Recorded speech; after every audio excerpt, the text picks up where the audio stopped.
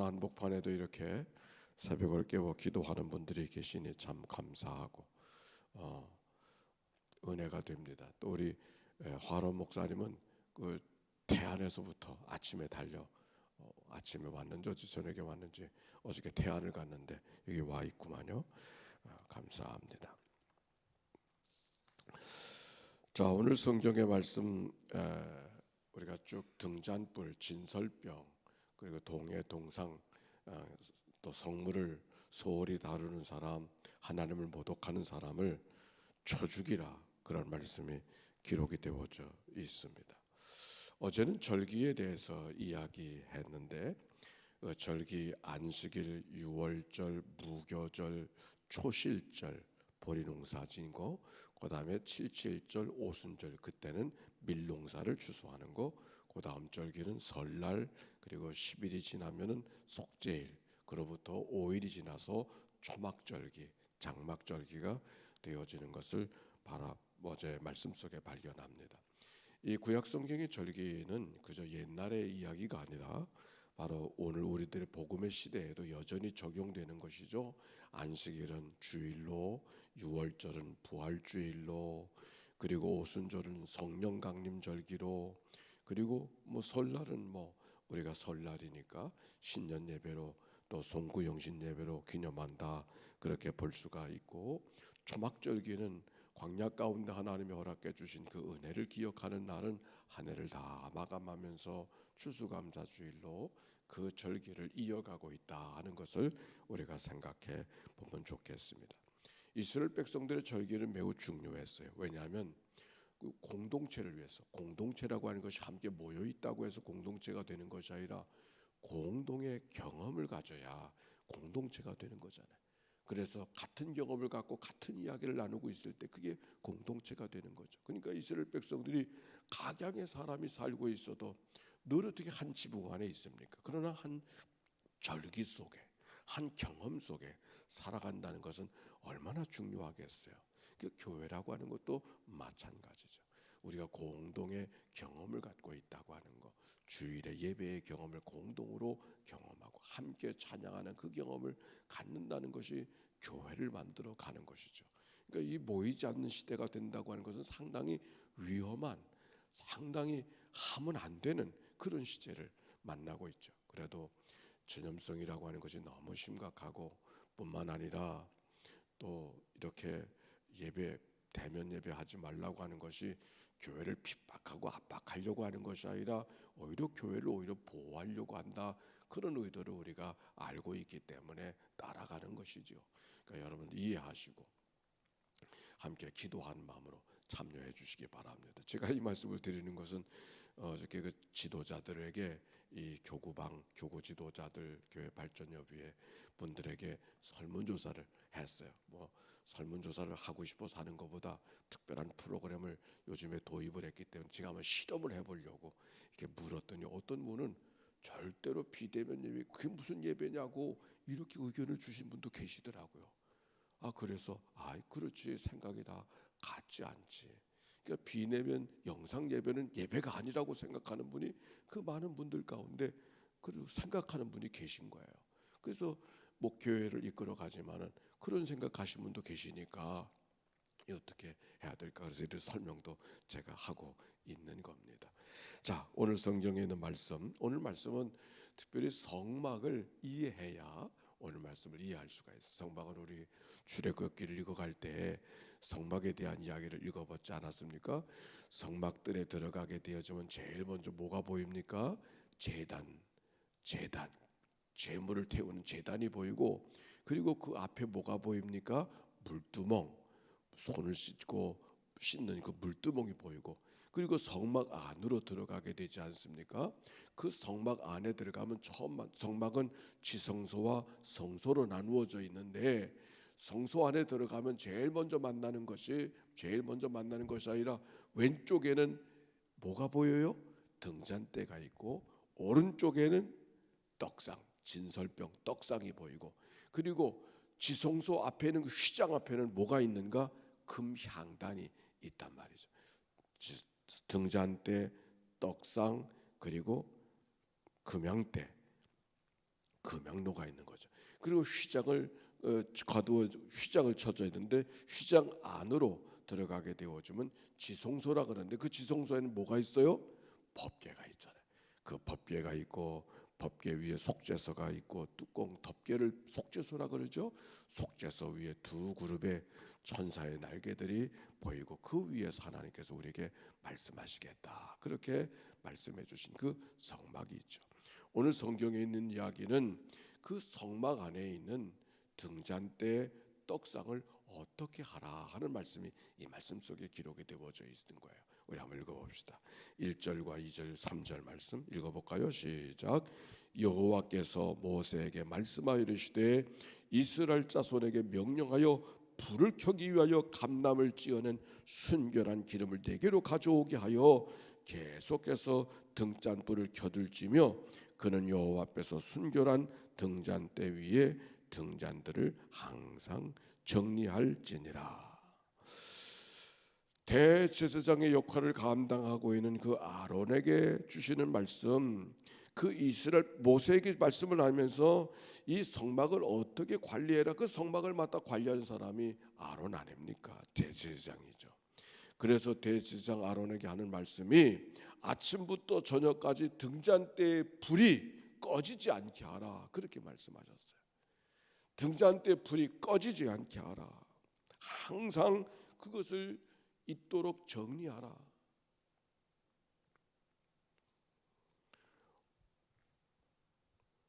오늘도 강단에 이렇게 촛대에 불이 켜져 있다고 하는 게 귀한 거잖아요.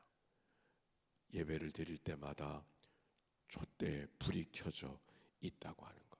근데 여기 불을 켜두라고 하는 말씀이 왜 불을 켜두라 그랬을까요? 그게 하나님의 임재니까. 하나님의 임재.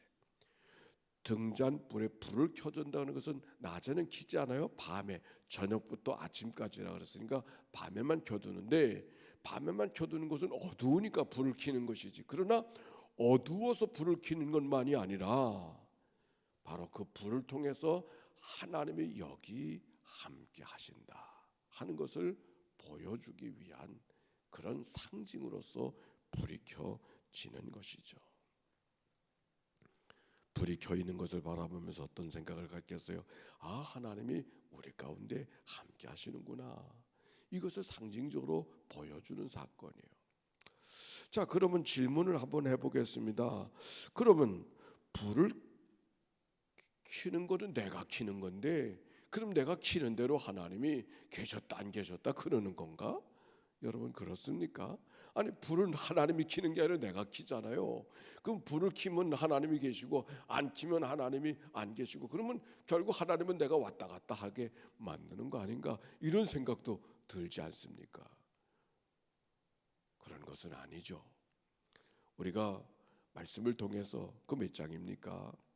거룩이라고 하는 게 뭔가 하나님 앞에 하나님이 기뻐하시는 것이 무엇인지 분별하려고 하는 그 마음 자체가 거룩이라. 거룩한 것과 거룩하지 못한 것이 따로 있지 않고 그것이 하나님의 말씀대로 하나님의 기쁨을 위해서 분별하려고 하는 그 마음을 하나님이 거룩한 것으로 보신다. 여기 동일하게 적용되는 거야. 키면 하나님이 계시고 안 키면 하나님이 안 계시고 키는 건 내가 키는 건데 그러면 하나님이 내 마음대로 왔다 갔다 가셨다 마셨다 그렇게 생각하면 그건 아주 큰 오산이죠. 그렇게 생각하는 사람은 저 천모 목사 같은 사람이에요. 막 말이 막 나가면 안 되는데 엉터리. 하나님의 임재라고 하는 것이 뭐니까 내가 키고 안 키고에 하나님이 계시고 안 계시고 하는 것이 아니라 하나님을 여기 모시려고 하는 그 마음, 하나님이 여기 계시기를 원하는 그 마음, 그래서 불을 켜는 그 마음에 하나님이 계신 것이지, 그 의도에 하나님이 계신 것이죠. 하나님이 여기 계시기를 원하는 그 마음에 하나님이 찾아오소서. 저 불 속에 하나님이 계신 게 아니고 하나님이 여기 계시기를 원하는 마음으로 불을 켜는 바로 그 마음짜리 생각짜리 그 몸짓에 하나님이 거기 오셔서 우리와 함께 하시는 것입니다. 여기 그러므로 불을 켜라고 하는 말은 불을 켜라고 하는 말이 아니라 하나님이 우리와 함께 있기를 원하는 마음이에요. 왜 하나님이 아론과 제사장들이 그 고된들을 시키는가? 뭐 꼭 불을 켜야만 하나님이 계신가? 아니죠. 불을 켜야만 하나님이 계신 건 아니에요.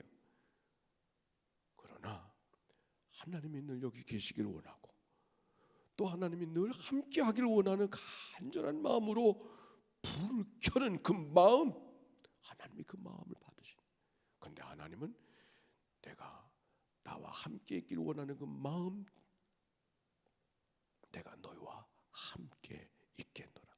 오늘 성경의 말씀은 따로 이야기하면 불을 켜두라고 하는 얘기는 하나님의 고난 속에, 고통 속에, 수고 속에 있기를 원하는 아론의 하나님의 마음이 아니라 오히려 백성들과 함께 있기를 원하는 마음. 마치 설날이 되면 어르신들이 손주들에게 세배하러 와라, 세배하러 와라. 세뱃돈 주고 싶어서, 세뱃돈 주고 싶어서 세배하러 와라. 절 받고 싶은 게 아니고 세뱃돈 주고 싶은 마음이 세배하러 와라. 그렇게 말하잖아요. 불을 켜두라. 하나님이 어두워서 눈이 침침해서? 아니죠. 백성들과 함께 있고 싶은 마음, 그들과 함께 거하기를 원하는 마음. 불을 켜두라. 불을 켜두라. 여기 그 다음에 진설병도 마찬가지예요. 좀 읽어봅시다. 5절부터 보면은 5절부터인가요? 자, 읽어봅시다. 시작. 너는 고운 가루를 가져다가 떡 12개를 굽되 각덩이 10분의 2 에바로 하여 여호와 앞에 순전한 상에 2줄로 한 줄에 6씩 진설하고 또 너는 또 정결한 유황을 그 각 줄 위에 두어 기념물로 여호와께 화제를 삼을 것이며 안식일마다 이 떡을 여호와 앞에 항상 진설할지니 이는 이스라엘 자손을 위한 것이요 영원한 언약이니라. 한 절 더. 이 떡을 아론과 그의 자손에게 돌리고 그들은 그것을 거룩한 곳에서 먹을지니 이는 여호와의 화제 중 그에게 돌리는 것으로서 지극히 거룩함이니라. 이는 영원한 규례니라. 그 떡상에는 고운 가루 10분의 2 에바라 그랬으니까 10분의 2 에바가 어느 정도나 될까? 이 도량령이 뭐 옛날과 지금은 뭐 똑같지는 않지만 대강 2kg 내지 한 3kg 정도, 적은 양이 아니에요. 2kg 내지 3kg의 떡을 만든다 그러면 그 쉬운 일이 아니잖아요. 오히려 성막은 좁지 않습니까? 성소는 그렇게 큰 자리가 아니거든요. 근데 거기에 늘 일주일에 한 번씩 떡상을, 안식일마다 떡상을 갖다 놔야 되는 일이, 이게 생각만큼 쉬운 일이 아닌 거죠. 12개의 떡을 만들어 두라고 하는 것은 12지파를 이야기하고 있는 거 아닙니까? 그리고 그 앞에 유향을 두라 그랬어요. 그래서 유향은 화제로 두라. 그리고 화제로 하나님 앞에 태워버려라. 그렇게 말씀하시고서 그 떡상, 그 뭐 이렇게 그 떡상이라고 하는 것은 이스라엘 백성들이 광야 가운데 지날 때 하나님이 공급해 주시는 만나와 먹고 메추락을 먹고 그 은혜를 늘 기억하며 살라고 하는 상징으로 그 떡이 거기에 있을 것입니다. 그런데 그 떡을 늘 진설하라고 하는 그 얘기는 하나님이 배가 고프셔서 떡을 진설하라고 하는 거예요? 하나님이 늘 좀 궁구한 마음이 있으셔서 그 떡을, 또 큰 떡을 2kg 내지 3kg 되는 떡이라고 하니까 이게 뭐 큰 떡시루 같은 그런 떡이 아니겠어요? 아니 뭐 이렇게 복잡하게 하시는가? 여기 성경의 구절에 보니까 유향은 하나님 앞에 화제로 삼으리니 태워버리고 그 떡은 어떻게 하라고요? 제사장으로 하여금 함께 먹으라고 그랬어요. 결국 여기 큰 떡을 준비하면서 수고를 시키는 것은 수고를 시키려고 하는 것이 아니라 그들을 배불리 먹게 하시려고, 나누어 먹게 하시려고 하는 하나님의 뜻이 여기 담겨져 있는 것이죠. 그들이 그래서 그 떡을 먹을 때마다 하나님께서 공급해 주시는 분이라고 하는 은혜를 기억하고 경험하게 하려고 하는 그런 은혜.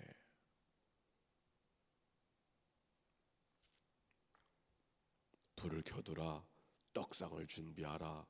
이거는 하나님께서 우리에게 명령하신 것이지만 그 명령하신 것은 결코 하나님 자신을 위해서 그런 것이 아니라 그들을 위해서 허락하신 하나님의 은혜의 말씀인 것이죠. 오늘도 주일이 되어졌습니다. 하나님 앞에 예배합니다.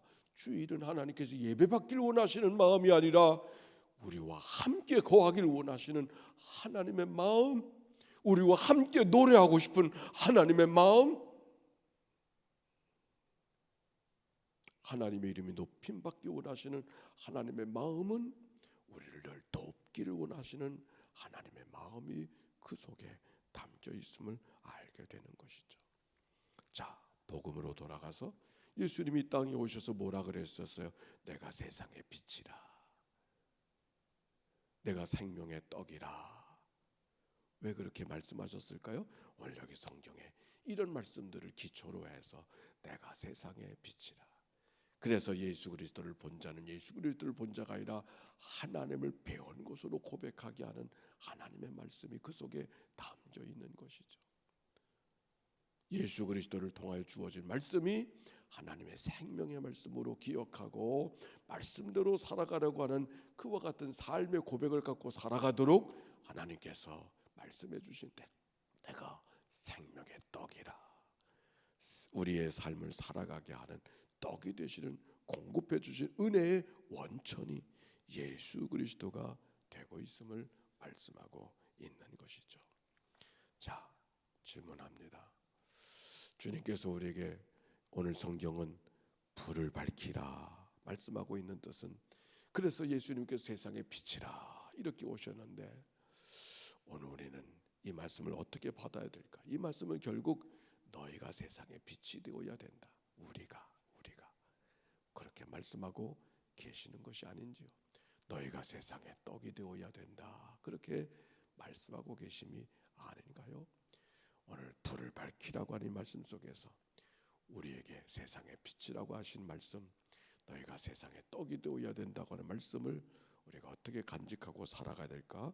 하나님과 묻고 듣고 순종하는 이 하루가 되어지기를 바랍니다.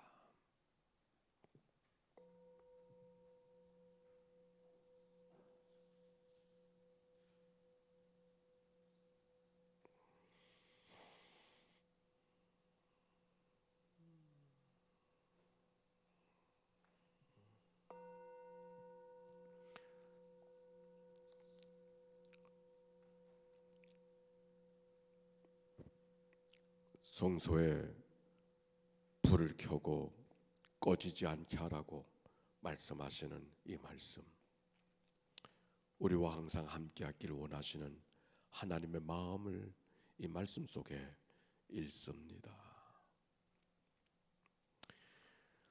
우리의 예배받기를 원하신 하나님, 우리와 함께 교제하고 싶은 하나님의 마음을 읽어갈 수 있습니다. 하나님, 오늘도 우리와 함께 있기를 원하시는데 우리의 생각으로, 우리의 마음으로